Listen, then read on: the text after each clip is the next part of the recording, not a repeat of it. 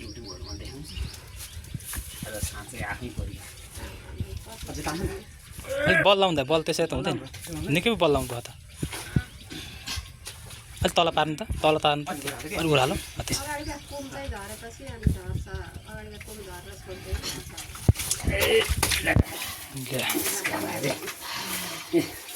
मुख मिलाइदिनु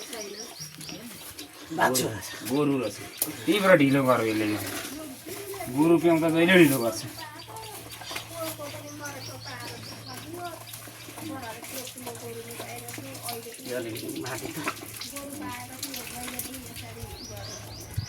माडेपछि ल्याउदिन्छु